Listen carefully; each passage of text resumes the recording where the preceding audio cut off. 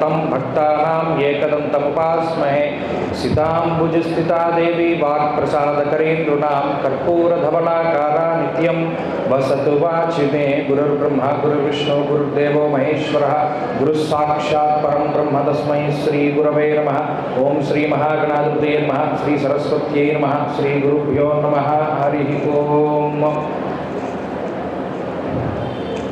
सभाकल्पतरं वन्दे वेदशाखोपजीवितं शास्त्रं पुष्पसमायुक्तं विद्वद्भ्रमरशोभितं। ఈరోజు ఉగాది పంచాంగ శ్రవణంలో నాతో పాటు సభని పంచుతూ చక్కగా ఎంతో చక్కటి గానంతో భగవంతుడు సైతం మెచ్చుకునేటువంటి విధంగా శ్రావ్యంగా గీతాలాపనతో ఈ కార్యక్రమం శుభప్రదంగా మంగళప్రదంగా ప్రారంభించినటువంటి ఆ ముగ్గురు గాయని గాయకులకి చక్కగా భగవంతుడు మరింత ఆశీర్వచనాలు అందజేయాలని, మరింత వృద్ధిలోకి రావాలని. ఎందుకంటే కళత్ర కాముక సుఖగీత విద్యాహాస్య నర్తన సరస సల్లాప శిల్ప జ్యోతిషాభరణయాన మణిమాణిక్య ప్రవాళ మౌక్తిగాది కళత్రకారకుడు శుక్రుడు.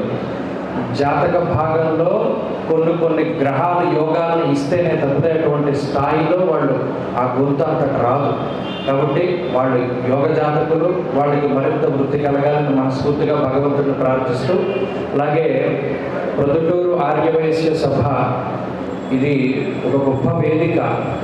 అది నేను చెప్పినటువంటిది కాదు, సాక్షాత్తు నడిచే దైవం చంద్రశేఖరేంద్ర సరస్వతి మహాస్వామి వారు ఆయన ఇక్కడికి వచ్చి చాతుర్మాస దీక్ష చేశారంటే ఇక్కడ ఈ ఆలయానికి ఉన్నటువంటి చరిత్ర ఇది కేవలం 100 ఏళ్ళదో 200 ఏళ్ళదో కాదు.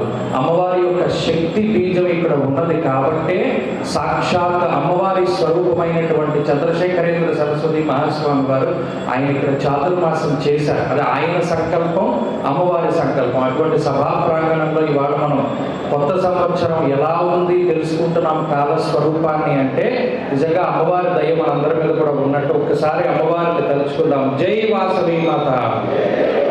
అలాగే భూశెట్టి జ్యువెలర్స్ రామ్మోహన్ గారు, అలాగే వారి కార్యవర్గ సభ్యులు, వీళ్ళందరికీ కూడా అమ్మవారి యొక్క అభయహస్తము వరద హస్తము వారి వంశాల మీద ఉండాలి, అలాగే పురజనుల మీద ఉండాలి.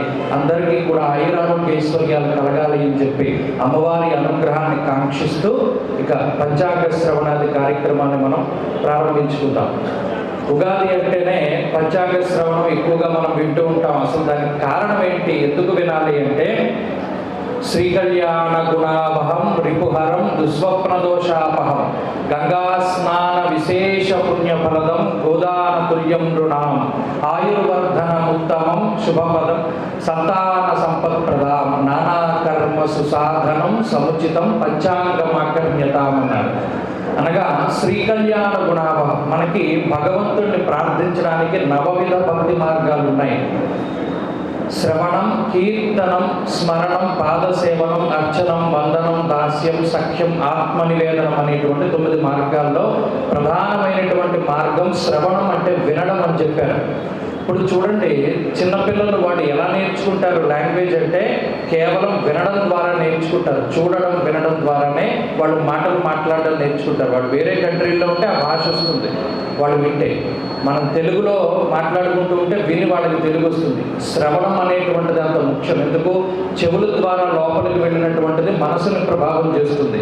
అందుకని శ్రీకళ్యాణ గుణాభం ఇక ఈ ఉగాది రోజున మనం వింటే అసలు ఈ సంవత్సరం ఎలా ఉంది, ఈ సంవత్సరం పేరేంటి, అలాగే ఈ సంవత్సరానికి ఏ ఆధిపత్యం వచ్చింది, నవనాయకులు ఎలా ఉన్నారు, పంటలు ఎలా పండుతాయి, మనం చేసే వ్యాపారాలు ఎలా ఉంటాయి, అసలు మన రాశి ఫలితాలు ఎలా ఉన్నాయి, ఇటువంటివన్నీ తెలుసుకోవడం వల్ల మనకి చెడు ఉంటే చెడు, మంచి ఉంటే మంచి తెలుస్తుంది. అలాగే మంచి లక్షణాలు అలవడతాయి అన్నారు.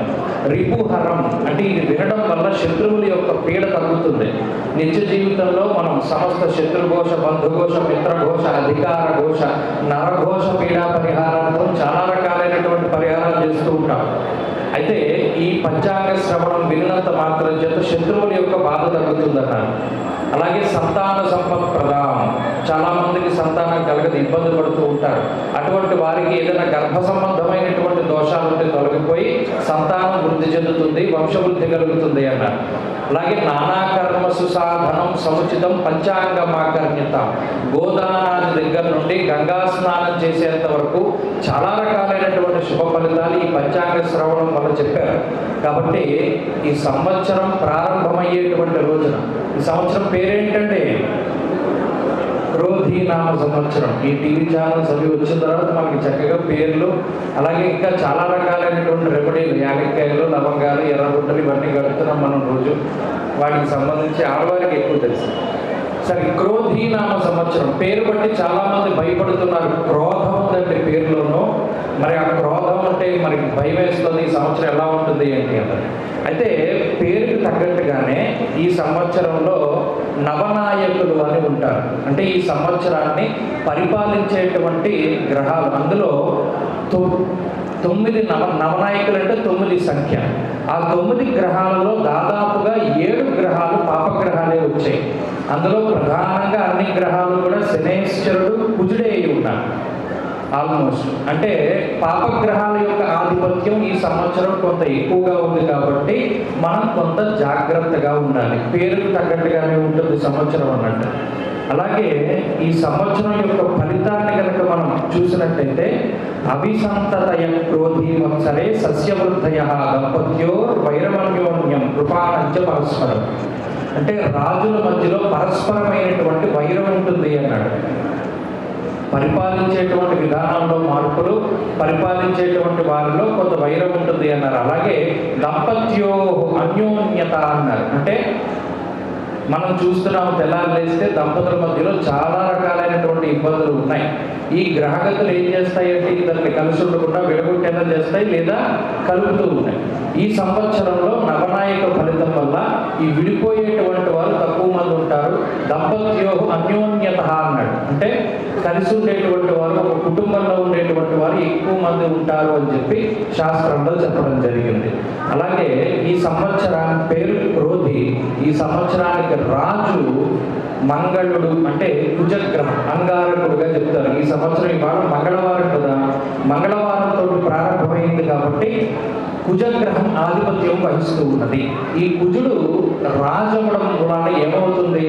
సత్వభూ ప్రాకార రోగ వ్రణ సాహస శస్త్రాగ్ని సందర్శనోత్పాదన భ్రాతృకారక కుజ. జ్యోతిష్ శాస్త్రంలో కుజగ్రహానికి చాలా ప్రాధాన్యత ఉంటుంది. ఇప్పుడు పెళ్లిళ్ళు చేసుకునేటప్పుడు అందరూ కూడా కొంతలో కుజదోషం ఉందా లేదా చూసుకుంటారు. ప్రధానంగా చూసుకునేటువంటి విషయం. అలాంటిది ఎందుకు కుజదోషం చూసుకుంటారంటే ఆ ఫోర్స్, ఆ వేగం ఎక్కువ ఉండేటువంటి గ్రహం. ఆ కుజుడు లగ్నంలో ఉంటే కుజే లగ్నాది క్రోధీచ అన్నారు. కోపం పెరుగుతుంది అన్నమాట.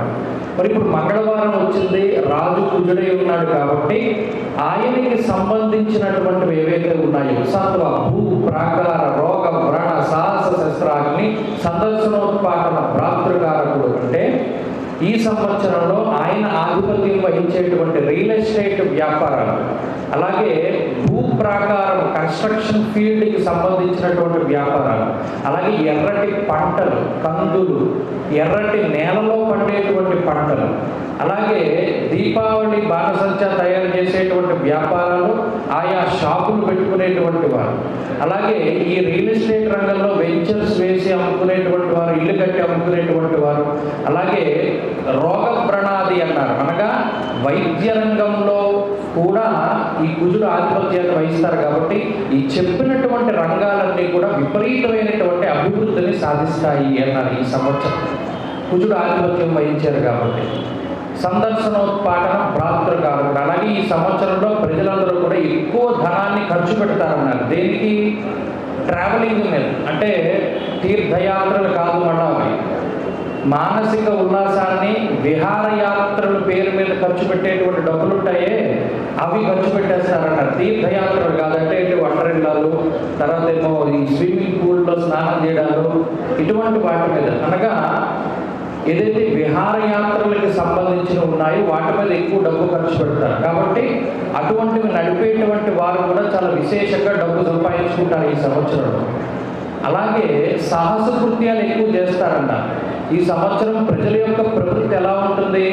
గతంలో ఏదైనా ఒక నిర్ణయం తీసుకోవడానికి ఆలోచన చేస్తే ఈసారి ఎటువంటి ఆలోచన లేకుండా సాహసోపేతమైన నిర్ణయాలు తీసేసుకుంటారు. అలాగే ఇనుముకు సంబంధించినటువంటి వ్యాపారాలు, ఆటోమొబైల్ స్పేర్ పార్ట్స్ అమ్ముకునేటువంటి వారు, వెల్డింగ్ షాపులు నడుపుకునేటువంటి వారు, అలాగే ఏదైనా రిపేర్ షాపులు పెట్టుకున్నటువంటి వారు, వీరందరికీ కూడా విశేషమైనటువంటి లాభం ఈ సంవత్సరం కలుగుతుంది. ఇవన్నీ కూడా కుజుడు ఆధిపత్యాన్ని వహించారు కాబట్టి జరుగుతుంది. అయితే మంత్రి శనేశ్వరుడు, సేనాధిపతి కూడా శనేశ్వరుడు అయి ఉన్నారు. ఇక్కడ ఈ రెండు విషయాలు మనం దృష్టిలో పెట్టుకోవాలి. కుజశనులకి బద్ధశత్రుత్వం ఉంటుంది.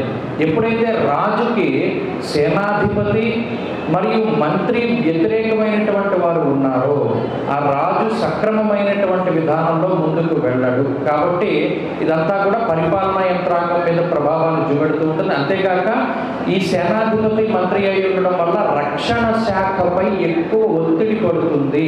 అనగా ఘర్షణలు ఎక్కువ జరుగుతూ ఉండడం లేదా ఇటువంటి ఇబ్బందికరమైనటువంటి పరిస్థితుల వల్ల రక్షణ శాఖకి ఈ సంవత్సరం ఎక్కువ పని ఉంటుంది. దాంతోపాటు కమ్యూనికేషన్ రంగంలో విప్లవాత్మకమైనటువంటి మార్పులు వస్తాయి అన్నారు. ఈ శనేశ్వరుని యొక్క ఆధిపత్యం వల్ల ఈ టెలికమ్యూనికేషన్ రంగంలోనూ అలాగే టీవీ రంగానికి సంబంధించి ఈ మాధ్యమాలు ఏవైతే ఉన్నాయో సోషల్ మీడియాలకు సంబంధించి వీటి మీద కొన్ని విప్లవాత్మకమైనటువంటి చర్యలని ప్రభుత్వం తీసుకుంటుంది అన్నారు. వాటిపై కూడా ఈ గ్రహస్థితి ప్రభావాన్ని చూపెడుతూ ఉంటుంది. ఇక సస్యాధిపతి కుజుడు, ఇందాక మనం చెప్పుకున్నట్టు అన్ని శనికుజులకే వచ్చే ఆధిపత్యాలను నేను కాబట్టి సస్యాధిపత్యం ఎప్పుడైతే కుజుడికి వచ్చిందో ఆయనకి పార్షియాలిటీ ఎక్కువ. అంటే ఆయన ఏం చేస్తాడు? ఎర్రటి నేల మీద పండేటువంటి పంటల్ని మాత్రమే పెరగనిస్తాడు. అలాగే వర్షాధారితమైనటువంటి పంటలని పంటనివ్వడు. ఎక్కువ వర్షాలు ఈ సంవత్సరంలో కురవడానికి అవకాశాలు లేవు. కాబట్టి వర్షం అవసరం లేకుండా అంటే నీరు తక్కువగా అవసరమయ్యేటువంటి పంటలు ఏవైతే ఉంటాయో వాటిని ఈ సంవత్సరం రైతులు ఎక్కువగా పండించుకోవాలి. ఆ విషయం ప్రధానంగా గుర్తుపెట్టుకోవాలి. అలాగే ఈ సంవత్సరంలో కొన్ని ప్రధానమైనటువంటి నగరాల్లో అనావృష్టి వస్తుంది అన్నారు. అనగా కరువు వస్తుంది, నీళ్లకి సంబంధించినటువంటి కరువు వస్తుంది. ఇప్పటికే కొన్ని ప్రాంతాల్లో అది ఏర్పడింది. ఈ వర్షాలు కురిసేటువంటి అవకాశాలు లేవు. కాబట్టి వర్షాధారితంగా ఉండేటువంటి పంటలు కాకుండా తక్కువ వర్షం మీద పండే పంటలను వేసుకుంటే మంచి లాభాలు వస్తాయి. అలాగే కందులు, అలాగే ఎర్రటి పళ్ళు, ఎర్రటి నేల మీద పండేటువంటి పంటలు ఇవన్నీ కూడా ఈ సంవత్సరంలో విశేషమైనటువంటి లాభదాయకమైనటువంటి ఫలితాలను ఇస్తాయి. ఆ విషయాన్ని మనం దృష్టిలో పెట్టుకోవాలి. అలాగే చంద్రుడు ధాన్యాధిపతిగా ఉన్నారు కాబట్టి 3 వంతుల్లో 1 వంతు వర్షం పడుతుంది. ఆ వర్షం పడడానికి చంద్రుడే కారణమై ఉన్నారు. ఆ వర్షం కూడా అతి తీవ్రమైనటువంటి గాలులతో కూడి ఉన్నటువంటి వర్షం పడడానికి అవకాశం ఉంటుంది. అలాగే అర్ఘ్యాధిపతి మళ్ళా శనేశ్వరుడై ఉన్నారు. అర్ఘ్యాధిపతి కూడా అంటే ఆరుద్ర నక్షత్రంలోకి ప్రవేశించినటువంటి సూర్యుడికి సంబంధించినటువంటి ఫలితం కూడా వర్షానికి కొంత ప్రతికూలంగా ఉంది. కాబట్టి అంటే రావాల్సినటువంటి టైంకి వర్షం రాదు. అలాగే మేఘాధిపతి కూడా శనేశ్వరుడై ఉన్నారు కాబట్టి ఈ సంవత్సరంలో తీవ్రమైనటువంటి వడగాల్పులు ఉంటాయి. గతంలో 42-40 డిగ్రీలు ఉంటే 5 లేదా 4 డిగ్రీలు పెరగడానికి కూడా అవకాశం ఉంటుంది. గాలిలో తేమ శాతం చాలా తక్కువగా ఉంటుంది. కాబట్టి ఆ విషయాన్ని కూడా దృష్టిలో పెట్టుకోవాలి. అలాగే రసాధిపతి గురుడై ఉన్నారు. ఎప్పుడైతే రసాధిపతి గురుడుగా ఉన్నారో యజన కీర్తి గృహ కాంచన పుత్ర వస్త్ర అశ్వాధికారకుడు గురుడు. జ్యోతిష్ శాస్త్రంలో ఆయనకి చాలా విశేషమైనటువంటి ప్రాముఖ్యత ఉన్నది. యజనము అనగా యజ్ఞయాగాది క్రతువులు ఈ సంవత్సరం చాలా ఎక్కువగా చేస్తారు. అంటే దైవ భక్తి చాలా పెరుగుతూ ఉంటుంది. అలాగే గృహము అనగా ఇల్లు కట్టుకునేటువంటి వారి యొక్క సంఖ్య ఎక్కువగా ఉంటుంది. ఇందాక మనం చెప్పుకున్నాం రియల్ ఎస్టేట్ చాలా అభివృద్ధిలో ఉంటుందని. ఇల్లు కట్టుకునేటువంటి వారి సంఖ్య పెరుగుతుంది. అలాగే కాంచనము అనగా బంగారం, బంగారానికి కూడా గురుగ్రహం ఆధిపత్యాన్ని వహిస్తూ ఉంటుంది. ఈ బంగారం ధర ఇప్పుడు చాలా ఎక్కువగా ఉన్నది. ఇది రాను రాను తగ్గుతూ వస్తుంది అన్నారు. అనగా ఈ బంగారం ధర మరలా తగ్గి ప్రజలకి అందుబాటులో ఉండేటువంటి రేట్లోకి వస్తుంది. ఎందుకంటే గురుడు శుక్రుని యొక్క స్థానంలోకి వెళుతూ ఉన్నారు వృషభ రాశిలోకి. కాబట్టి ఈ ఉగాది అనంతరం ఈ బంగారం ధరలు తగ్గడానికి కూడా అవకాశం ఉంటుంది. ప్రజలకు అందుబాటులో ఆ ధరలు ఉంటాయి. పుత్ర వస్త్ర అశ్వాధికారకుడు గురుడు అనగా వాహనాలకి సంబంధించినటువంటి వ్యాపారాలు, ఫైనాన్స్ వ్యాపారం చేసేటువంటి వారు, అలాగే ఈ వాహనాలు కొని అమ్మేటువంటి వారు, సెకండ్ హ్యాండ్ వాహనాలు కొని అమ్ముకునేటువంటి వారు, అలాగే కార్లు, బండ్లు లేదా మరే ఇతరత్ర వాహనాలు అమ్ముకునేటువంటి వారు, కొనుగోలు చేసేటువంటి వారి యొక్క వ్యాపారాలు కూడా ఈ సంవత్సరం చాలా అత్యద్భుతమైనటువంటి లాభదాయకంగా సాగుతాయి. అలాగే టైర్ల బిజినెస్ చేసేటువంటి వారు, అలాగే బళ్ళకి సంబంధించినటువంటి స్పేర్ పార్ట్స్ బిజినెస్ చేసేటువంటి వారందరికీ కూడా ఈ సంవత్సరం చాలా అద్భుతమైనటువంటి ఫలితాలు ఉన్నాయి. ఇక నీరసాధిపతి బుధుడుగా ఉన్నారు. ఈ బుధగ్రహం ఎప్పుడైతే నీరసాధిపతి వస్తుందో పెసలు కూడా ఈ సంవత్సరం చాలా బాగానే పండుతాయి. కొంతవరకు బుధగ్రహం దానికి తోడ్పాటు అందిస్తూ ఉంటారు. కాబట్టి ఈ విధంగా ఈ నవనాయకుల యొక్క ఫలితాన్ని ఆధారంగా చేసుకుని ఆయా గ్రహాలు అనుకూలించేటువంటి పంటలు ఈ రకంగా ఉంటాయి అనేటువంటి విషయాన్ని మనం దృష్టిలో పెట్టుకోవాలి. అలాగే వర్షలగ్న జగన్లగ్నానికి సంబంధించినటువంటి విషయానికి వస్తే వర్షలగ్నం ఈసారి ధనుర్లగ్నమైనది. లగ్నాత్తు తృతీయ స్థానంలో శని కుజులు ఉన్నారు. చతుర్థమందు శుక్ర, రవి, చంద్ర, రాహువులు. పంచమ స్థానంలో గురు, చంద్రులు ఉన్నారు. ఇక్కడ ఈ సంవత్సరం నవనాయకుల్లో మనం చెప్పుకున్నాం ఎక్కువ పాపగ్రహాలు ఆధిపత్యాన్ని వహించాయి. కాబట్టి కొన్ని చోట్ల అగ్ని భయం అనేటువంటిది కొంత ఎక్కువగా ఉంటుంది, చోర భయం అనేటువంటిది ఎక్కువగా ఉంటుంది. అలాగే ఈ సంవత్సరంలో ప్రత్యేకించి వాతావరణంలో విపరీతమైనటువంటి మార్పులు వస్తాయి అని చెప్పుకున్నాం. అలాగే ఈ సంవత్సరంలోనే కొంత ఎవరైతే విదేశాలలో నివాసం చేస్తూ ఉన్నారు ప్రవాస భారతీయులు, వారు చాలా ఎక్కువ స్థాయిలో అక్కడ ఉద్యోగాల్లో వాళ్ళకి ఇబ్బందులు రావడానికి అవకాశం ఉంటుంది. రెసిషన్ అంటారు కదా, అది ఆల్రెడీ క్రితం సంవత్సరం కూడా మనం పంచాంగ శ్రవణంలో చెప్పుకున్నాం. అదే మాదిరిగా ఈ సంవత్సరంలో కూడా ఈ విదేశాల్లో పనిచేస్తుండేటువంటి వారు ఎవరైతే ఉన్నారో వారు ఉద్యోగపరంగా కొన్ని ఇబ్బందులు ఎదుర్కొనవలసినటువంటి అవసరం, పరిస్థితులు ఏర్పడతాయి. ఆ విషయాన్ని కూడా దృష్టిలో పెట్టుకోవాలి. అలాగే యజమానులకి పనిచేసేటువంటి వారు దొరకక ఇబ్బంది పడతారు అన్నారు ఈ సంవత్సరంలో. అనగా మనం ఏదైనా ఒక టిఫిన్ ఈ హోటల్ లాంటిది పెట్టుకున్నాం అనుకోండి, ఆ యజమానే ఆఖరికి ఆ ప్లేట్లు కూడా తీసుకునేటువంటి పరిస్థితుల్లో సిద్ధంగా ఉండాలి. ఎందుకు పనిచేసేటువంటి వాడు ఎవరు దొరకడు. కుజశనుల మధ్యలో ఎప్పుడైతే మంత్రిత్వము, రాజత్వం వచ్చిందో పనిచేసేటువంటి వారు, సహాయం చేసేటువంటి వారు రూపాయి ఎక్కువ ఇస్తా ఉన్నారు కూడా దొరకరు. అలా ఇబ్బంది పెట్టడానికి కూడా అవకాశం ఉంటుంది. కాబట్టి ఈ సంవత్సరంలో కొంత జాగ్రత్తగా ఉండాలి. అలాగే ఈ సంవత్సరంలో పెట్రోలియం ఉత్పత్తులు, బొగ్గు, ఖనిజాలు, పెట్రోలు, డీజిల్ ఇటువంటి వాటి మీద, అలాగే ఈ పెట్రోలియం ఉత్పత్తుల మీద పనిచేసేటువంటి వారు ఎవరైతే ఉన్నారో వారు లాభపడడానికి అవకాశం ఉంటుంది. పెట్రోల్ బంకులు పెట్టుకున్నటువంటి వారు లేదా ఆయా ఉత్పత్తుల మీద వ్యాపారం చేసేటువంటి వారికి మాత్రం చాలా లాభసాటిగా ఉంటుంది. అలాగే ఈ సిఎన్జి గ్యాసులు పెట్టుకున్నటువంటి వారు, ఎల్పిజి గ్యాస్ ఉత్పత్తుల మీద ఈ వ్యాపారాలు చేసేటువంటి వారికి విశేషమైనటువంటి లాభదాయకమైనటువంటి సమయంగా ఈ సంవత్సరాన్ని మనం చెప్పుకోవచ్చు. అలాగే భక్తి విపరీతంగా పెరుగుతుంది అన్నాడు. ఇందాక మనం చెప్పుకున్నాం యజ్ఞయాగాది క్రతువులు ఎక్కువ మంది చేస్తారు. అలాగే భక్తి విపరీతంగా పెరుగుతుంది. దీనివల్ల దేవాలయాలకి విపరీతమైనటువంటి ఆదాయం పెరుగుతూ ఉంటుంది. అలాగే పనిముట్ల తయారీ, రసాయన పరిశ్రమలు ఏవైతే ఉన్నాయో వాటిల్లో కూడా విపరీతమైనటువంటి అభివృద్ధిని మనం ఈ సంవత్సరం చూడవచ్చు. రక్షణ శాఖ చాలా గొప్పగా పనిచేస్తూ ఉంటుంది. అలాగే పాల ఉత్పత్తులు ఏవైతే ఉన్నాయో, పాలు కానీ, పెరుగు కానీ, వెన్న, నెయ్యి, ఇటువంటి పాల ఉత్పత్తులకి సంబంధించినటువంటి వ్యాపారాలు, అలాగే నీళ్లకి సంబంధించినటువంటివి, అనగా ఈ వాటర్ ప్లాంట్స్ నడిపేటువంటి వారు, ఆర్ఓ ప్లాంట్లు బిగించేటువంటి వారు, లేదా సర్వీసింగ్ సెంటర్లు పెట్టుకునేటువంటి వారు, వీరి ఆదాయం కూడా మధ్యస్థంగానే ఉంటుంది అన్నారు. అయితే దీనిలో కొంత అదనంగా పెట్టుబడులు పెట్టుకోవాల్సినటువంటి పరిస్థితులు ఏర్పడతాయి. అలాగే ఇందాక మనం చెప్పుకున్నట్టు యజమానులు, కార్మికులు అనేటువంటి వ్యవస్థ ఏమాత్రం కూడా అంత ఆశాజనకంగా లేదు.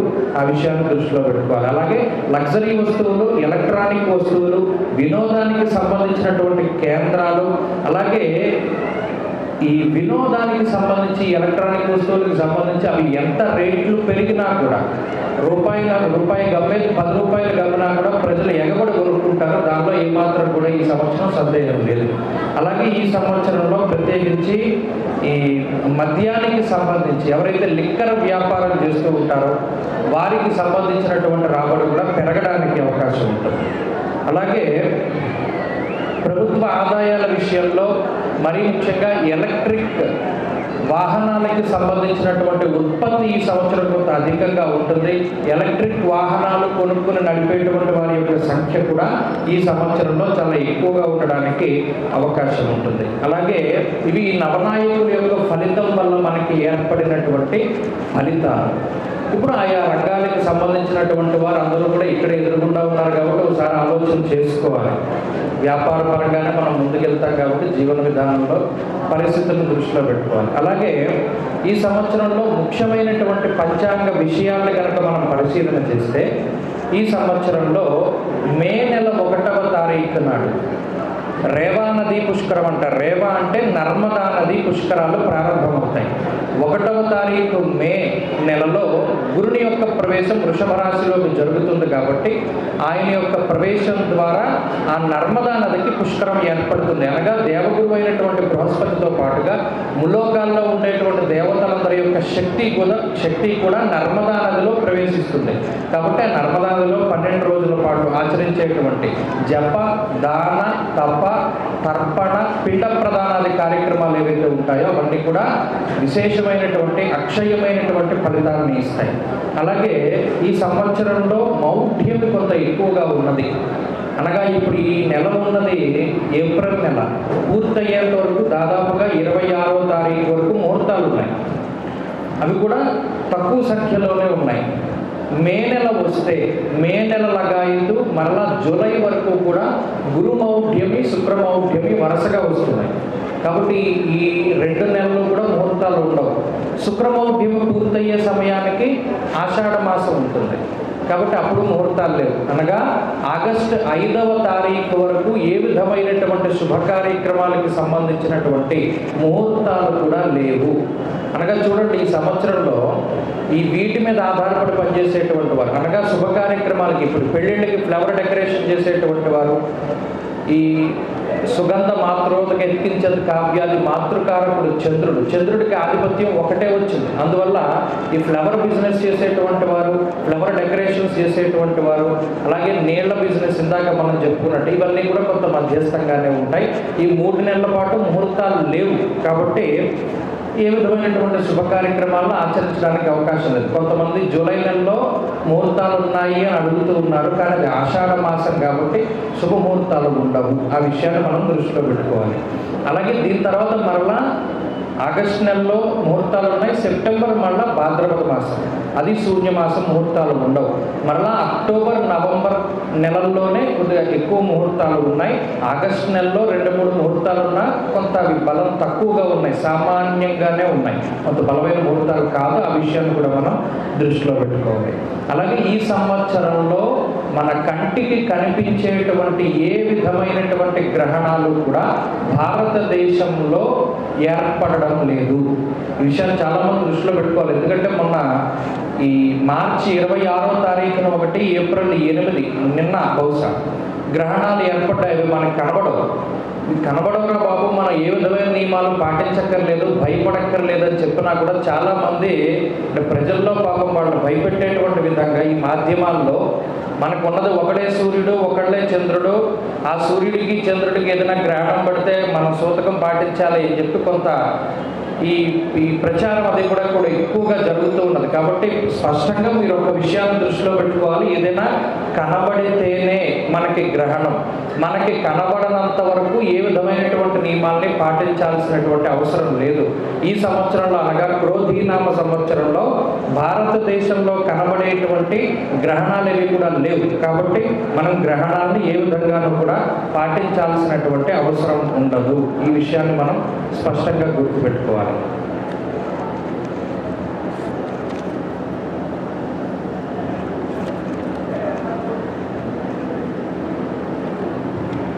అలాగే ఈ సంవత్సరంలో ఆదాయ వ్యయాది విషయాలకు వస్తే ఇవి మనం చెప్పుకునేటువంటివన్నీ కూడా గోచార ఫలితాలు అంటారు.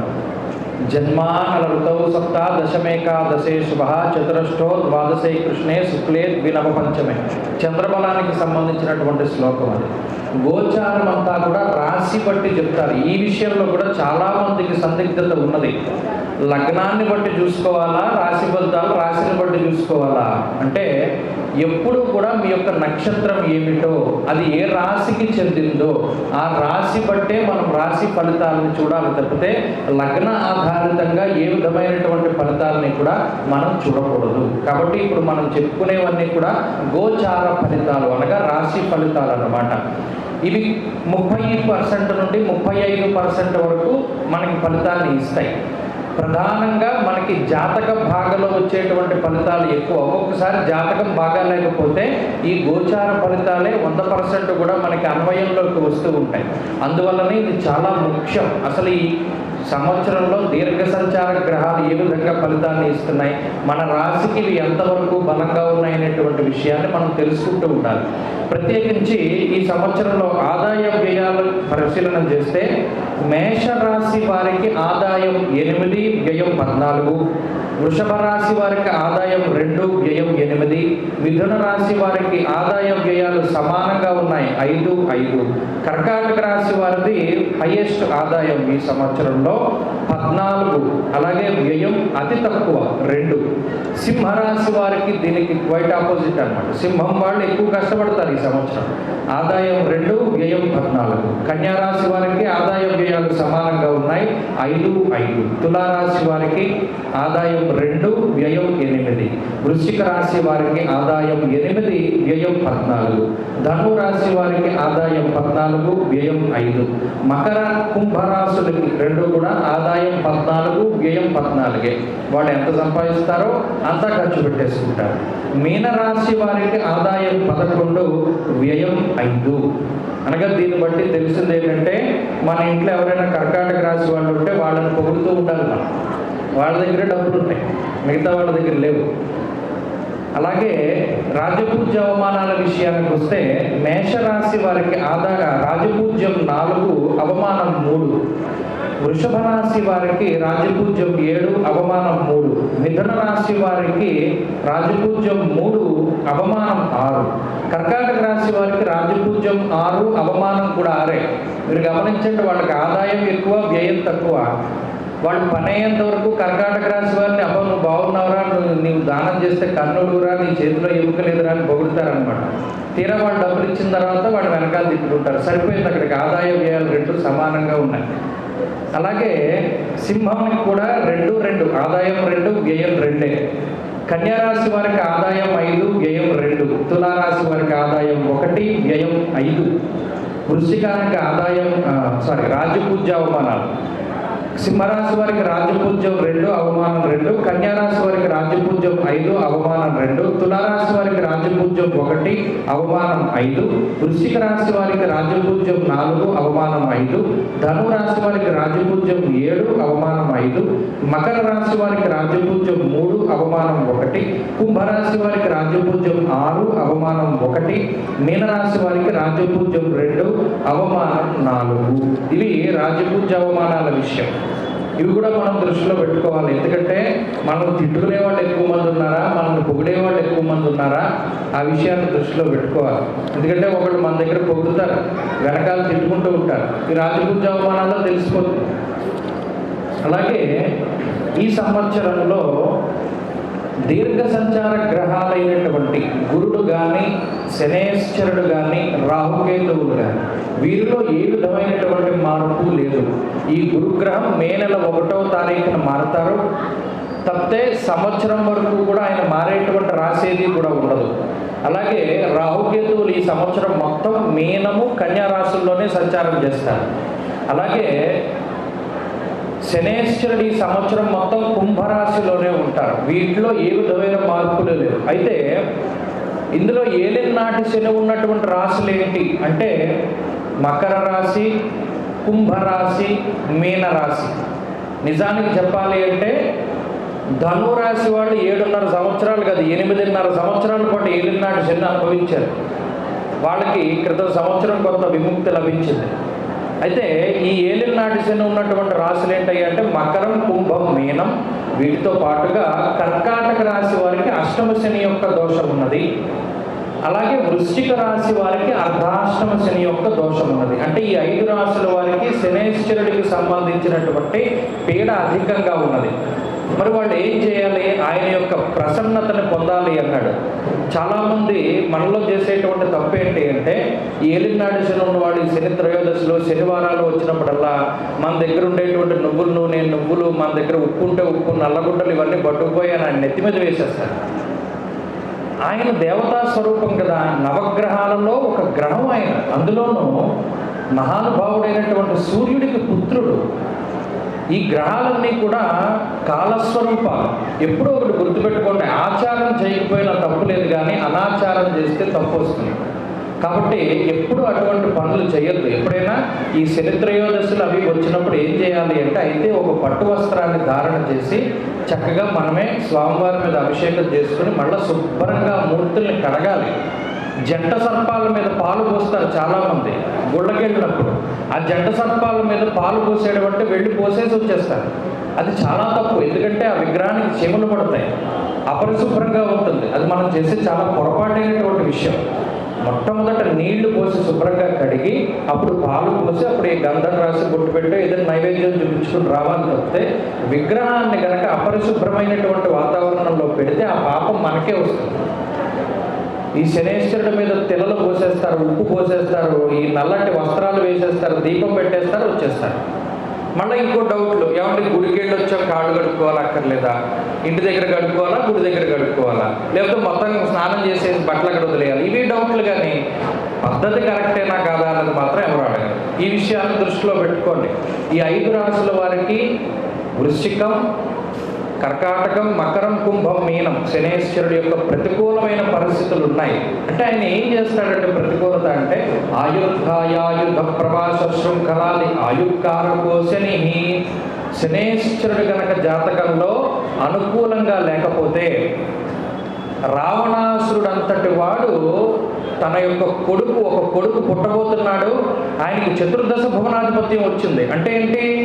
మామూలుగా మన ఇంట్లో మన పని వాళ్ళని ఎవరినైనా పనికి పెట్టుకున్నాం అనుకోండి, నువ్వు ఇక్కడ నుంచో, నువ్వు ఆ పని చేయి, ఇలా పని చేయని ఎలా చెప్తాం? అలాగే ఆయన ఏం చేశాడు? సూర్యుడు ఇక్కడ నుంచో, చంద్రుడు ఇక్కడ నుంచో, కుజుడు అక్కడ నుంచో, శని ఇక్కడ నుంచో ఏకవచనంతో పిలుస్తూ నువ్వు అక్కడే నుంచోవాలి. ఎందుకు? నా కొడుకు పుట్టేటువంటి సమయానికి గ్రహస్థితి ఇలా ఉంటే వాడికి త్రిలోకాధిపత్యం వస్తుంది అన్నాడు ఆయన. అయితే శనేశ్వరుడు వినిపించుకోలా. ఆయన కర్మకారకుడు. నువ్వు ఎవడైతే నాకేంటి, నేను కర్మ ఫలితాన్ని ఇస్తానని చెప్పి తప్పుకుంటాడు ఆయన. అప్పుడు ఇంద్రజిత్తు పుడతాడు రావణాసురుడికి. ఇంద్రజిత్తు పుట్టినప్పుడు ఆయనకు అన్నీ ఉంటాయి. అఖండమైనటువంటి మేధస్సు, అఖండమైనటువంటి బలం. అసలు ఆ స్వర్ణ రథం మీదకి ఎక్కి ఆయన పోరాటం చేశాడు, యుద్ధం చేశాడంటే ఎంతటి వాడైనా సరే మట్టు పడిపోవాల్సింది, అక్కడ కింద పడిపోవాల్సింది. అలాంటిది ఆయనకి ఆయుర్ధాయం లేదు. ఎందుకు? శని తప్పుకున్నాడు. అందుకని రావణాసురుడు ఏం చేశాడు? ఆయన ఒక పరికరం ఇచ్చుకుని శనేశ్వరుడు యొక్క కాలు మీద కొట్టాడు. అందుకని శనేశ్చర, శనేహిచర, ఆయన మందగమనంగా ఉంటాడు. 2.5 సంవత్సరాలకి మాత్రమే రాశి మారుతాడు. అలాగే ఇంకొక కథ ప్రాచుర్యంలో ఉంది, ఇలా శనేశ్వరుడిని బంధించాడు రావణాసురుడు అని. రాముడు ఈ సీతాదేవి యొక్క జాడ తెలుసుకోవడానికి ఆంజనేయ స్వామిని పంపినప్పుడు ఇలా బంధించి ఉన్నటువంటి శనేశ్వరుడిని ఆంజనేయ స్వామి వారు విడిపిస్తారు. విడిపించినప్పుడు అప్పుడు శనేశ్వరుడు అడుగుతాడు, నన్ను విడిపించావు బాబు, నువ్వెవరోనో, నీకేం కావాలో చెప్పు, నేను నవగ్రహాల్లో ఒకరిని, నేను దేవతా స్వరూపాన్ని, వీడు కట్టేశాడు నన్ను, వీళ్ళ అబ్బాయి పుట్టినప్పుడు నేను ఆయన చెప్పిన స్థానంలో నుంచోలేదని కాళ్ళ మీద గుట్టి కట్టేశాడు, అందుకని నువ్వేం చేయమంటావు చెప్పు, నీకు వరం ఇస్తానని అడిగితే ఆంజనేయ స్వామి అంటాడు, నవవ్యాకరణ పండితుడిని నేను, అలాగే 30 దేవతల యొక్క అనుగ్రహంతో పుట్టినటువంటి రుద్రాంశ సంభూతుడిని నేను, నాకేం వరం అక్కర్లేదులే అంటాడు. అలా కాదు, నువ్వేమైనా వరం తీసుకోవాలంటే అప్పుడు చెప్తాడు ఆయన, రామభక్తులు ఎవరైనా ఉంటే, అలాగే నా భక్తులు ఎవరైనా ఉంటే వారిని మాత్రం నువ్వు పట్టి పీడించకూడదు అని చెప్పి అడుగుతాడు ఆయన. అప్పుడు శనేశ్వరుడు తదాస్తు అంటాడు. అందుకనే ఏలినాటి శనితో బాధపడుతూ ఉండేటువంటి వారు ఎవరైతే ఉంటారో వారు శ్రీరామ రక్షాస్తోత్రాన్ని కానీ లేదా రామచంద్రమూర్తికి సంబంధించినటువంటి ఆలయాల సందర్శనం కానీ లేదా మరి ఏ ఇతరత్ర రాముడికి సంబంధించినటువంటి స్తోత్రాలు కానీ, హనుమత్ సంబంధమైనటువంటి సుందరాకాండాంతర్గతమైనటువంటి స్తోత్రాలు కానీ పఠిస్తే ఆంజనేయ స్వామి సింధూరం ఎవడి నెత్తి మీద ఇక్కడ బొట్టు కింద కనబడుతుందో వాడిని శనేశ్వరుడు పీడించడు. ఈ విషయం తెలియదు మన వాళ్ళకి. వెళ్ళిపోతూ ఉంటారు, శనిసింగనాపూర్ వెళ్ళిపోతారు, లేకపోతేనేమో తిరునల్లారు వెళ్ళిపోతారు, మందపల్లి వచ్చేస్తారు, రకరకాల కష్టపడతారు. అక్కర్లా మన ఇంట్లో ఉండే భగవంతుడిని ప్రసన్నం చేసుకోగలం. ఎందుకంటే ఇంత శక్తి స్థానం మనం ఇక్కడ ఉన్నాం. ఇంతకు మించిన శక్తి కేంద్రం ఏముంటుంది?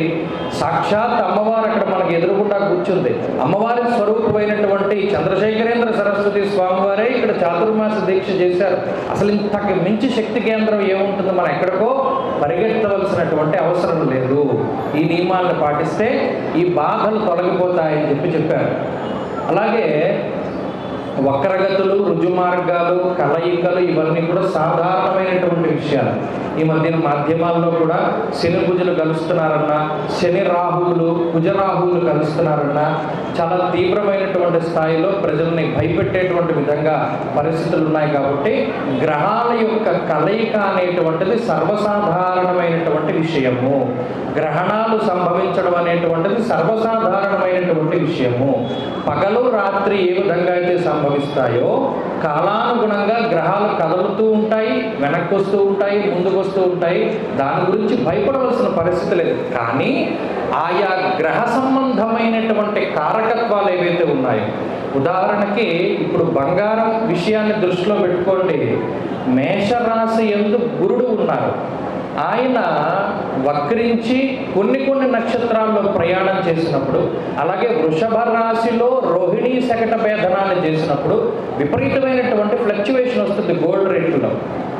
అది మన జ్యోతిష్ శాస్త్రం పట్టుకుని చెప్పింది. ఆయా సందర్భాల్లో ఆయనకు ఉన్నటువంటి కారకత్వాలు ఏవైతే ఉన్నాయో వాటికి సంబంధించిన వ్యాపారాలు చేసేటువంటి వారు. అలాగే ఆయన విద్యాస్వరూపుడు కాబట్టి చదువు మీద కూడా విపరీతమైన ఇంపాక్ట్ పడుతుంది. అనగా మనం ఎంత చదువుకున్నా కూడా ఫలితాలు రానటువంటి పరిస్థితి కొన్ని సందర్భాల్లో ఉంటాయి. మనం చూస్తూ ఉంటాం. ఇలాగా గ్రూప్ 1 ఎగ్జామ్స్ పడ్డాయి, ఆ పేపర్ మళ్ళీ క్యాన్సిల్ అయింది, మళ్ళీ తిరిగి ఎగ్జామ్ పెడుతున్నారు. ఇటువంటివన్నీ ఏవైతే ఉన్నాయో అవి ఈ గ్రహ సంబంధమైనటువంటి విషయాలు. అవి దీనివల్ల వచ్చేటువంటి మార్పులే. కాబట్టి ఆ విషయాలను దృష్టిలో పెట్టుకుంటే ఇప్పుడు ఈ 3 దీర్ఘ సంచార గ్రహాలను బట్టి ఈ సంవత్సరం ఎలా ఉంది అన్నది రాసుల వారీగా మనం చెప్పుకుంటూ వస్తే, మేష రాశి వారు అలాగే ఇంకొక విషయాన్ని మనం పరిశీలన చేసుకోవాలి. అసలు ఈ సంవత్సరంలో టాప్ 5లో ఉండే రాశులు ఏంటండి? ప్రతి ఒక్కళ్ళు అంటే ఇంత వినేటువంటి ఓపిక లేదు, అంత ఇన్స్టెంట్గా అయిపోవాలి. ఒకరోజే వాకింగ్ చేస్తాను, నేను నాకు 10 కేజీలు తగ్గిపోవాలి. లేదు నేను 200 కేజీలు వెయిట్ ఉన్నాను, 2 రోజులు వాకింగ్ చేస్తాను, నేను తగ్గిపోవాలి. వితౌట్ ఎక్సర్సైజ్, వితౌట్ ఇంకా ఏవో వచ్చాయి. అసలు మీరేం కష్టపడకుండా మామూలుగా పొట్ట సాధారణమైన స్టేజ్కి వచ్చేస్తుంది. అనిల్ అంబానీ కొడుకున్నాడండి. ఆయన మీరు చూసే ఉంటారు, ముంబై ఇండియన్స్ ఫ్రాంచైజ్ వాళ్ళు. అతను చాలా లావుగా ఉంటాడు. ఆయన సన్నపడడానికి ఎంత కష్టపడ్డాడు, విపరీతమైన కష్టపడ్డాడు. మనకన్నా బోల్డ్ అంత డబ్బు ఉంది వాళ్ళ దగ్గర. ఇవి చేసుకోలేరా వాళ్ళు? కానీ ఎప్పుడు కూడా ఇన్స్టెంట్గా వచ్చేటువంటి రిజల్ట్ మనల్ని ఫ్యూచర్లో భయపెడుతుంది కూడా. 2 నిమిషాల్లో మ్యాగీ తయారైపోతుంది. తిన్నవాళ్ళు అంతే తొందరగా అనారోగ్యం పాలైపోతారు. అలా ఒక్కరోజు వాకింగ్ చేయడం వల్ల శరీరం ఎలా తగ్గదో, ఇన్స్టెంట్గా వచ్చేటువంటి రిజల్ట్ల వల్ల మనకి ఫలితం ఉండదు. ఏదైనా సరే దీర్ఘ సంచారకంగా క్రమశిక్షణతో కూడుకున్నటువంటి వాతావరణంలో నడిస్తేనే ఆ మార్పు శాశ్వతంగా ఉంటుంది. అయితే చాలామందికి మనం ఇంత వినే ఓపిక లేదంటే మాకు టాప్ 5 చెప్పేసేయండి ఈ సంవత్సరంలో. టాప్ 5, టాప్ 4, టాప్ 3 రాసు. సరే, అలా కూడా మీ సౌలభ్యం కోసం మనం మాట్లాడుకుంటే అందులో మొట్టమొదటి స్థానంలో ఉంటుంది మేషరాశి. ఈ సంవత్సరం మేషరాశి వారే ఈ సంవత్సరంలో టాప్లో ఉండేటువంటి రాశి. ఎందుకు అంటే లాభస్థానమందు శనేశ్వరుడి యొక్క సంచారం ఉంటుంది. అలాగే ఈ రాశి వారికి మే 1వ తారీఖు లగాయతు గురుబలం 1 వస్తుంది.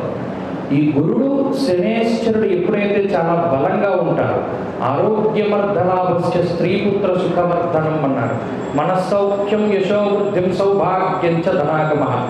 వీళ్ళే ప్రపంచాన్ని ఆకర్షించేటువంటి శక్తి కలిగి ఉన్నటువంటి వారు.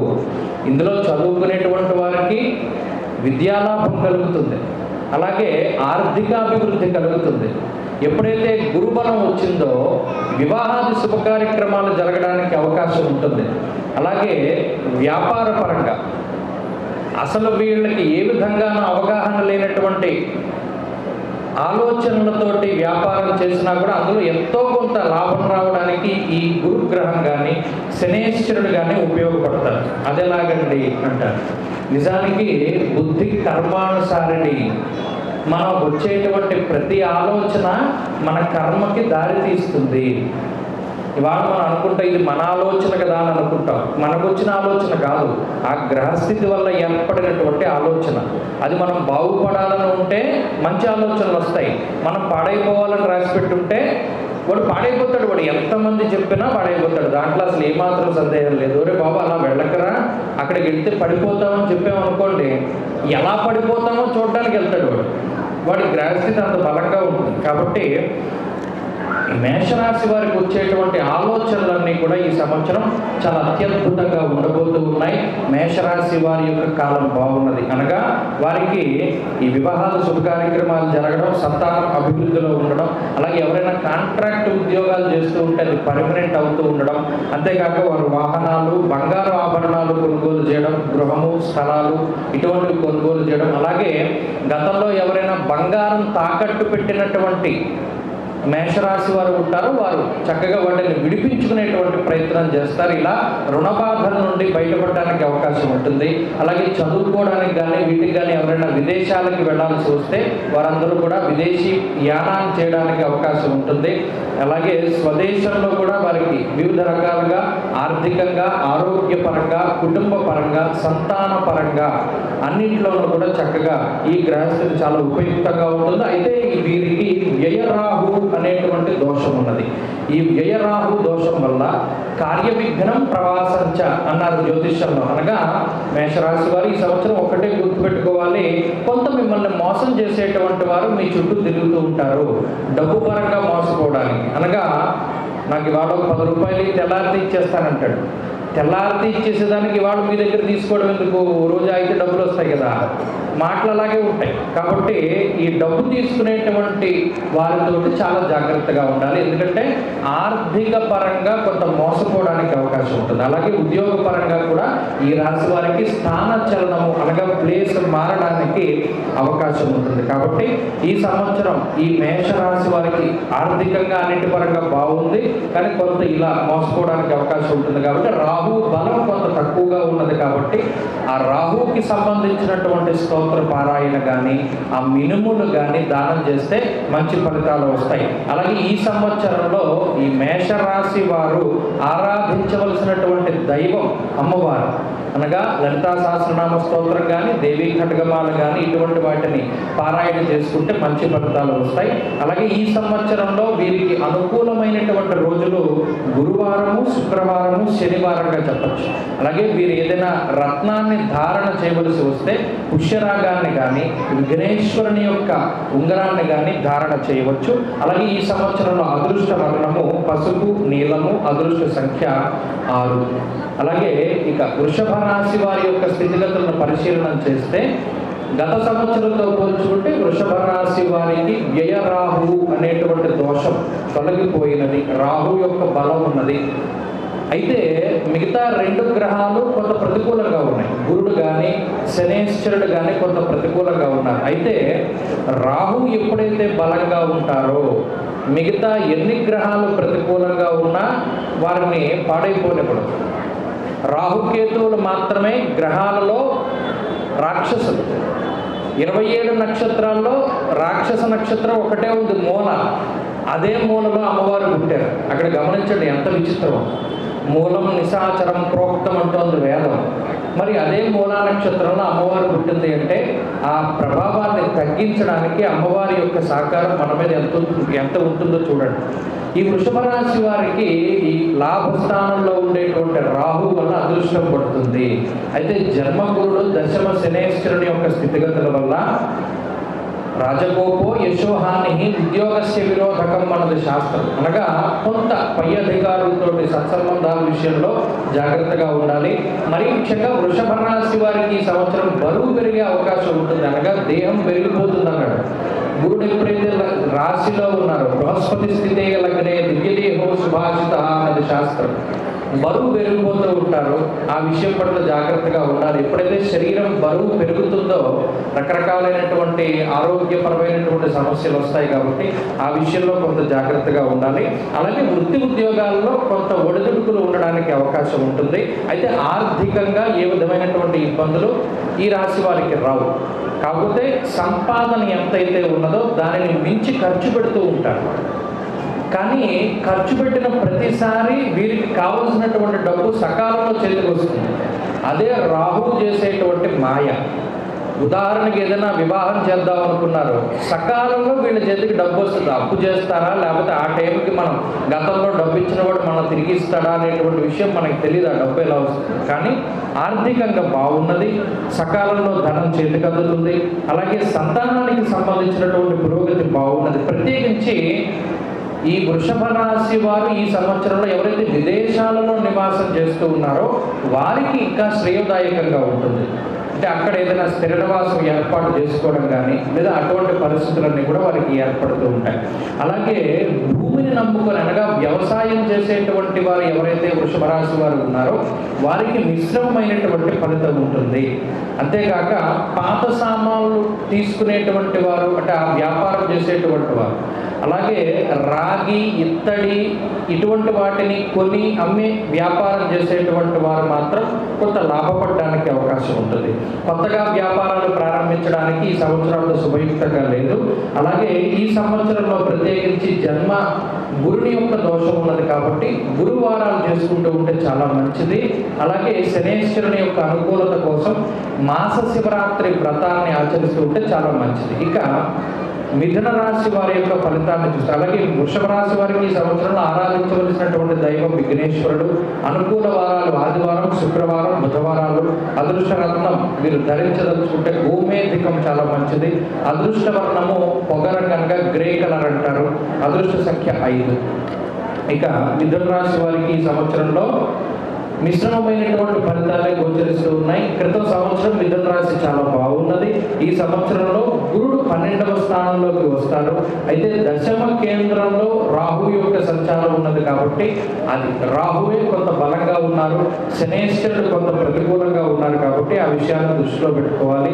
గురుడు 12వ స్థానంలో ఉండడం వల్ల శుభములో వ్యయశ్చేవ ఈ సంవత్సరం మొత్తము కూడా శుభ కార్యక్రమాలకు కొంత ధనాన్ని ఎక్కువగా ఖర్చు పెడుతూ ఉంటారు.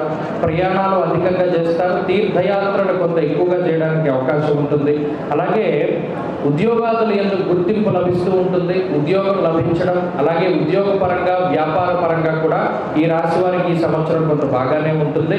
ప్రత్యేకించి శనేశ్వరుని యొక్క భాగ్యస్థాన స్థితి ఇది కూడా ఎక్కువ ఖర్చుని సూచిస్తూ ఉన్నది. అది ఖర్చు ఎలా ఉంటుంది, శుభమూల అన్నాడు. అనగా ఏదైనా ఇల్లు కట్టుకోవడానికి మనం ఈఎంఐ తీసుకోవడము, లేదా బంగారం కొనుక్కోవడానికి అప్పు చేయడము, పెళ్లి చేయడానికి అప్పు చేయడము, ఇటువంటి వాటి వల్ల కొంత ధనం ఎక్కువగా ఖర్చు అవుతూ ఉంటుంది. అలాగే ఈ సంవత్సరంలో రాహు యొక్క బలం మూలాన 3 గ్రహాలలో రాహు యొక్క బలం ఎప్పుడైతే ఉంటుందో సంవత్సరంలో ఇబ్బందులు అయితే ఏమీ ఉండవు. మరి ముఖ్యంగా సొంత ఇల్లు, కారు ఇటువంటి లగ్జరీ వస్తువులు కొనుగోలు చేసుకోవడానికి అవకాశం ఉంటుంది.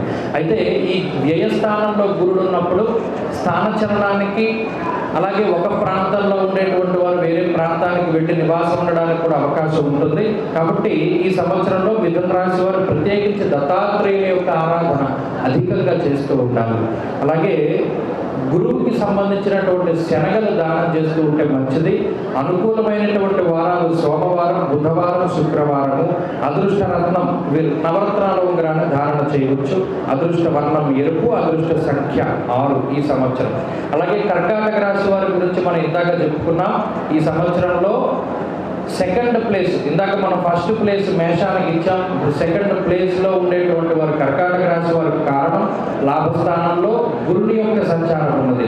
అయితే అష్టమ శని యొక్క దోషం ఉన్నా కూడా ఈ సంవత్సరంలో కర్కాటక రాశి వారు మేషరాశి వారి తర్వాత స్థానాన్ని వాళ్ళు తీసుకుని అటు ఆర్థికంగా కానీ ఆరోగ్యపరంగా కానీ లేదా మరి ఏ ఇతరత్ర విషయాల్లో కానీ ఉన్నతమైనటువంటి స్థానంలో ఉంటారు. గత సంవత్సరంలో నష్టపోయినటువంటి ద్రవ్యాన్ని తిరిగి సంపాదించుకోవడం, నష్టపోయినటువంటి అవకాశాలను తిరిగి సంపాదించుకోవడం, శుభ కార్యక్రమాలు చేయడం, సంతానాన్ని పొందడం, కుటుంబాభివృద్ధి, ఆర్థికాభివృద్ధి లాంటి అంశాలన్నీ కూడా కర్కాటక రాశి వారికి చాలా విశేషంగా ఉన్నాయి. అయితే అష్టమ శని ఉన్నప్పుడు నానా కార్య విరోధస్య అన్నది శాస్త్రం. అష్టమ శని వల్ల ఏదైనా పనుల్లో ఆటంకాలు ఉంటాయి కాబట్టి అష్టమ శని నివారణార్థం శని త్రయోదశి వ్రతాలని ఆచరిస్తూ ఉంటే ఈ సంవత్సరం కర్కాటక రాశి వారికి శ్రేయోదాయకంగా ఉంటుంది. ఈ సంవత్సరంలో వీరు ఆరాధించవలసినటువంటి దైవం ఈశ్వరుడు. అనుకూలమైనటువంటి వారం బుధ గురువారాలు. అదృష్టరత్నం కనక పుష్యరాగాన్ని ధరిస్తే మంచిది. అదృష్ట వర్ణము పసుపు. అదృష్ట సంఖ్య 6. ఇక సింహరాశి వారి యొక్క స్థితిగతులను చూస్తే ఈ సంవత్సరంలో సింహరాశి వారు కొంత వెనకబడి ఉండడానికి అవకాశం ఉంటుంది. ఎందుకంటే 3 దీర్ఘ సంచార గ్రహాలు కూడా కొంత ప్రతికూలంగా ఉన్నాయి. అటు గురుబలం లేదు, అలాగే సప్తమంలో శని వ్యతిరేకంగా ఉన్నారు, అష్టమ రాహు యొక్క దోషం ఉన్నది. కాబట్టి ఈ సంవత్సరంలో చాలా జాగ్రత్తగా ఉండవలసినటువంటి రాశుల్లో సింహరాశి ఒకటి. ఆదాయ వ్యయాల్లో కూడా కొంత వెనకబడి ఉన్నారు కాబట్టి ఈ సంవత్సరంలో కొత్తగా ఏది ప్రారంభం చేసినా చాలా జాగ్రత్తగా ఆచితూచి ముందుకు వెళుతూ ఉండాలి. ఉద్యోగపరమైనటువంటి మార్పులు చేసేటప్పుడు చాలా జాగ్రత్తగా ఉండాలి. కొత్తగా ఏదైనా ఉద్యోగం కోసం ప్రయత్నం చేస్తూ ఉండేటువంటి వారికి కొంత అటు ఇటుగా ఆలస్యం అవుతూ ఉంటుంది. ప్రత్యేకించి ఈ సంవత్సరం గ్రహస్థితి కొంత ప్రతికూలంగా ఉంది అనేటువంటి విషయాన్ని దృష్టిలో పెట్టుకుని ఈ సంవత్సరం మొత్తం మీద కూడా దక్షిణామూర్తి యొక్క ఆరాధన చేస్తూ ఉంటే చాలా మంచిది. ఎందుకంటే గ్రహస్థితి బాగా లేనప్పుడు అరటిపండు తిన్నా పన్ను విరుగుతుంది అంటారు. అదేంటంటే నేను అరటిపండే కదంటే తిన్నాను, పన్ను విరిగిపోయిందంటే దాన్ని మనకి ఏం చెప్పలేము. కాబట్టి సింహరాశి వారు కొంత జాగ్రత్తగా ఉంటూ దక్షిణామూర్తి ఆరాధన చేస్తూ అనుకూలమైనటువంటి వారాలు బుధ శుక్రవారాలుగా చెప్పవచ్చు. వీరు కూడా నవరత్నాలకి సంబంధించినటువంటి ఉంగరాన్ని ధారణ చేయొచ్చు. అదృష్ట వర్ణం తెలుపు. అదృష్ట సంఖ్యలు 6, 9 ఈ రాశి వారు. ఇక కన్యా రాశి వారికి ఈ సంవత్సరం గత సంవత్సరంతో పోల్చుకుంటే చాలా బాగున్నది. ఎందుకంటే గురుబలం వస్తూ ఉన్నది. మే 1వ తారీఖు నుండి 9వ స్థానంలోకి గురుడు రావడం వల్ల యోగ్యమైనటువంటి కాలాన్ని అనుభవించబోతూ ఉన్నారు. అష్టమ రాహు యొక్క దోషం పోయింది. శనేశ్వరుడు కూడా అనుకూలంగా ఉన్నారు. కాబట్టి 3వ స్థానంలో అనగా మేషం కర్కాటకం తర్వాత ఈ సంవత్సరంలో చాలా ఎక్కువగా లాభపడేటువంటి రాశి కన్యారాశిగా చెప్పవచ్చును. కన్యారాశి వారి యొక్క పరిస్థితి కూడా గత సంవత్సరంతో పోల్చుకుంటే చాలా బాగుంటుంది. మరి ముఖ్యంగా శత్రువులు తగ్గడం, రుణబాధలు తగ్గడం, రోగబాధలు తగ్గడం లాంటి అంశాలన్నీ కూడా ఈ రాశి వారిలో చూడవచ్చును. ఈ సంవత్సరంలో వీరు అత్యంత ఉన్నతమైనటువంటి శిఖరాలని అధిరోహిస్తారు. కీర్తి ప్రతిష్టలు పెరుగుతాయి, గుర్తింపు లభిస్తుంది. అలాగే గతంలో ఏదైనా మీరు తాకట్టు పెట్టిన ఇళ్ళు కానీ బంగారం కానీ విలువైనటువంటి వస్తువులు వీటన్నిటిని కూడా విడిపించుకోవడానికి అవకాశం ఉంటుంది. కాబట్టి కన్యారాశి వారు ఈ సంవత్సరం చాలా అత్యద్భుతమైన ఫలితాన్ని అనుభవిస్తారు. ఈ రాశి వారు ఆరాధించవలసినటువంటి దైవం అమ్మవారిని ఆరాధన చేస్తే చాలా మంచిది. అనుకూలమైనటువంటి వారాలు శనివారం, ఆదివారం, గురువారం. అదృష్ట రత్నం నీలము అనగా మయూరు నీలాన్ని ధరించవచ్చును. అలాగే అదృష్ట సంఖ్యలు 6, 9. ఇక తులారాశి వారి యొక్క స్థితిగతులను చూస్తే ఈ రాశి వారికి గురుబలం తగ్గుతూ ఉన్నది. అలాగే శనేశ్వరుడు ప్రతికూలంగా ఉన్నారు. అయినప్పటికీ వృషభ రాశి వారిలాగానే తులారాశి వారికి కూడా రాహు చాలా అనుకూలంగా ఉన్నారు. వీరికి ఈ సంవత్సరంలో కొన్ని విచిత్రమైనటువంటి విషయాలు అవగతం అవుతూ ఉంటాయి. ముఖ్యంగా ధైర్యబుద్ధిర్ వీర్యబుద్ధిర్ రిపునాశం సదాశుభం గౌర్భూమి శత్రునాలాభం అన్నారు. రహస్యమైనటువంటి శత్రువులు ఎవరైతే ఉన్నారో వారిని ఈ సంవత్సరం వీళ్ళు పట్టుకుంటారు, తెలుస్తారు. అలాగే ఎవరైనా మీకు చెడు చేయాలి అని సంకల్పం చేస్తే చెయ్యాలి అని ఎవరైతే సంకల్పం చేశాడో వాడికి చెడు జరుగుతుందో తప్పితే తులారాశి వారికి ఏమీ కాదు. ఎందుకంటే రాహు యొక్క బలం అంత గొప్పది 6వ స్థానంలో. ప్రత్యేకించి డిప్లొమాటిక్ బ్రెయిన్ ఇస్తాడు రాహు. ప్రతి చిన్న విషయానికి అనుమానాన్ని కలుగజేస్తాడు, ఎవరిని నమ్మడు. ఉదాహరణకి ఇంట్లో ఉండే వాళ్ళకి ఎవరినైనా బాబు ఆ లైట్ కట్టే మోటార్ స్విచ్ కట్టారా బాబు అని చెప్పాడు అనుకోండి, తులారాశి వారు ఎవరైనా ఇప్పుడు కట్టాడా లేదా అని మళ్ళీ వీళ్ళు చూసుకుంటారు. అంత అనుమానాన్ని కలగజేస్తాడు రాహు. అయితే ఈ రాహు అనుకూలంగా ఉండడం వల్ల ఏమవుతుంది అంటే ఈ శత్రువులు అలాగే రుణ బాధలు రోగ బాధలు ఏవైతే ఉన్నాయో పూర్తిగా తగ్గిపోతాయి. అయితే అష్టమ గురుడు ఉన్నారు కాబట్టి అష్టమ గురుని యొక్క స్థితిగతుల వల్ల ఏమవుతుంది అంటే కొంత కోపం పెరిగిపోతుంది. ప్రతి చిన్న విషయానికి కోపం అసహనం ఉంటుంది. ఆ విషయాల పట్ల ఈ సంవత్సరం జాగ్రత్తగా ఉండాలి. అలాగే పంచమ స్థానంలో శనేశ్వరుని యొక్క స్థితిగతుల వల్ల కార్యహానిర్మాణ స్థాపన, అనుకున్న పనులు కొంతగా ముందుకు సాగవు. అలాగే ఎవరైతే జ్ఞాతులు ఉన్నారో అనగా మీ ఇంటి పేరు వారు ఎవరైతే మీకు అన్నదమ్ముల వరస అయి ఉన్నారో వారితోటి వైరం శనేశ్వరుడు కలగజేస్తాడు కాబట్టి ఆ విషయాల్లో కొంత జాగ్రత్తగా ఉండాలి. ఇక మిగతా ఆర్థిక పరిస్థితులు ఇవి కూడా సానుకూలంగానే గోచరిస్తూ ఉన్నాయి. ఈ సంవత్సరంలో అష్టమ గురుని యొక్క దోషం తొలగిపోవడానికి ఎక్కువగా దక్షిణామూర్తి ఆరాధన చేస్తూ ఉండండి. అలాగే అనుకూలమైనటువంటి వారాలు ఆదివారం, బుధవారం. అదృష్ట రత్నం గోమేధికం చాలా బాగుంటుంది. అదృష్ట వర్ణము గ్రే కలర్, పొగరంగు అంటారు. అలాగే అదృష్ట సంఖ్య 5. ఇక వృశ్చిక రాశి వారి స్థితిగతులను చూస్తే గత సంవత్సరంతో పోల్చుకుంటే ఎక్కువ స్థాయిలో పుంజుకున్నటువంటి రాశి వృశ్చిక రాశి. గత సంవత్సరంలో రాహు బలం లేదు, పంచమంలోకి రాహు వచ్చారు నవంబర్ నుండి, అర్ధాష్టమ శనిదోషం ఉన్నది, గురుబలం లేదు. చాలా ఇబ్బంది పడ్డటువంటి రాశి వృశ్చికం, చాలా అవమానాలను ఎదుర్కొన్నటువంటి రాశి వృశ్చికం. ఈ వృశ్చిక రాశి వారికి ఈ సంవత్సరం గురుబలం వస్తూ ఉన్నది. ప్రత్యేకించి వివాహాది శుభ కార్యక్రమాలు జరగవలసినటువంటి వారికి జరగడం, అలాగే ఎక్కడైతే ఈ వృశ్చిక రాశి వారు అవమానాలను ఎదుర్కొన్నారో తిరిగి వారి చేతనే వీరు సన్మానాలను పొందేటువంటి పరిస్థితికి ఈ బృహస్పతి కారణమవుతారు. అలాగే గతంలో తీసుకున్న నిర్ణయాలు ఏవైతే మీకు వ్యతిరేకంగా ఫలితాలు వచ్చాయో మరలా అవే నిర్ణయాల్ని అవలంబించడం ద్వారా ప్రజల్లో మంచి పేరు వచ్చేటువంటి పరిస్థితి. ఇలా వృశ్చిక రాశి వారికి కోల్పోయినటువంటిది తిరిగి సంపాదించుకోవడం, ఆర్థికాభివృద్ధి, కుటుంబాభివృద్ధి ఇవన్నీ కూడా కనబడుతూ ఉన్నాయి. అయితే అర్ధాష్టమ శని కూడా ఉన్నారు కాబట్టి ఆయన యొక్క బాధ తగ్గించుకోవడానికి ప్రత్యేకించి వీరు ఎక్కువగా కుటుంబ సభ్యులతోటి కాలాన్ని గడపడానికి ఇష్టపడరు. ఇంట్లో ఉండేటువంటి సమయం చాలా తక్కువగా ఉంటుంది కాబట్టి ఎక్కువ బయట తిరగడానికి అవకాశాలు ఉంటాయి. అర్ధాష్టమ శని దోష నివారణార్థమై చక్కగా వీరు మాస శివరాత్రి లేదా శని త్రయోదశి వ్రతాన్ని కనుక ఆచరిస్తే శని అనుకూలత కూడా ఉండి ఈ సంవత్సరం ఇంకా మంచి ఫలితాన్ని పొందుతారు. అలాగే అనుకూలమైనటువంటి వారాలు గురు శుక్రవారాలు. అదృష్ట రత్నం పుష్యరాగం, అదృష్ట వర్ణం పసుపు, అలాగే అదృష్ట సంఖ్య 6, 4. ధనురాశి వారి యొక్క స్థితిగతులను చూసినప్పుడు క్రిత సంవత్సరం చాలా టాప్లో ఉన్నటువంటి రాశి ధనురాశి. శని బలం ఉంది, రాహు బలం ఉంది, గురు బలం ఉంది, అత్యద్భుతమైనటువంటి ఫలితాన్ని అనుభవించారు. అయితే ఈ సంవత్సరంలో ధనురాశి వారికి గురుబలం తగ్గుతూ ఉంది, రాహు బలం లేదు, అర్ధాష్టమ రాహు యొక్క దోషం ఉన్నది. అయితే ప్రత్యేకించి ధనురాశి వారికి ఎలాంటి సమస్యలు వస్తాయి అంటే నీలాపనిందలు రావడానికి అవకాశాలు ఉంటాయి. మీకు సంబంధం లేనటువంటి విషయాల్లో మిమ్మల్ని ఇరికించి మీ మీద చెడు ప్రచారం చేసేటువంటి వ్యక్తులు ఎక్కువగా ఉంటారు కాబట్టి ఆ ప్రకారంగా కొంత మీరు జాగ్రత్తగా ఉండాలి. అలాగే కుటుంబ సభ్యులు మీరు చెప్పినటువంటి దానికి కొంత ప్రతికూలంగా వ్యవహరిస్తూ ఉంటారు. ఆ విషయాల్లో కూడా మీరు కొంత జాగ్రత్తగా ఉండాలి. అయితే శనేశ్వరుడు ఎప్పుడైతే అనుకూలంగా ఉన్నారో ఈ సంవత్సరంలో శనేశ్వరుడి యొక్క బలం మీద మీరు ముందుకు వెళ్ళగలుగుతారు. ఎక్కడైనా అవాంతరాలు వచ్చినా, ఇబ్బందులు వచ్చినా మీ యొక్క సొంత తెలివితేటల్ని, ప్రజ్ఞ, అలాగే మీ యొక్క క్రమశిక్షణ, మీ యొక్క అనుభవంతో కూడుకున్నటువంటి జ్ఞానం ఇవన్నీ కూడా మిమ్మల్ని కాపాడుతూనే ఉంటాయి. కాబట్టి శని అనుకూలత ఉన్నటువంటి రాశి ధనురాశి.